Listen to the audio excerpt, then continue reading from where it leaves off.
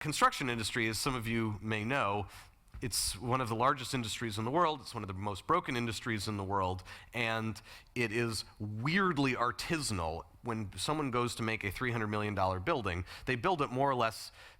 I mean, they realize that people have built buildings before, but they design the building from scratch. And then they can't wait till the design is done, because they can only do 2 or 3 iterations of the design in 18 months, to start building the building, because time is money. So they start building the building before the design is done, and then the building turns out to change.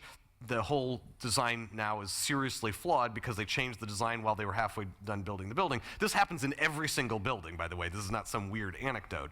And then there's cost overruns, the building doesn't work out the way you wanted, the whole thing is an enormous mess, and they repeat. This is all driven by the fact that the high priests in this field, I'm coming back to the enterprise question, who are the architects and structural engineers, are paid by the hour. So this whole process is working fine for them because they love Autodesk and AutoCAD, because it makes them make like prettier and prettier pictures, and they get to work on big buildings, and it takes them a long time to do it, and they have to have lots of meetings, and they get to charge for all of this. So there's no problem from their perspective. The general contractors are different. So the biggest difference that I see is that typically, when you're going to a consumer, they have a pain where you're taking their pain away.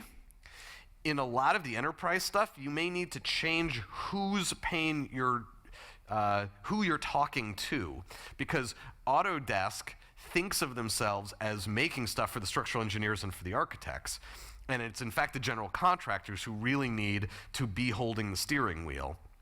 And that shift is part of the innovation itself. You can call that, sort of a disruption of the industry, and lots of examples exist in other technologies and other industries. But I think that kind of mentality of who's really making the money here and who's got the pain, usually those aren't the same people, and then how do we use technology? I mean, everything I'm talking about is a technology moonshot. There are moonshots that are not technology moonshots.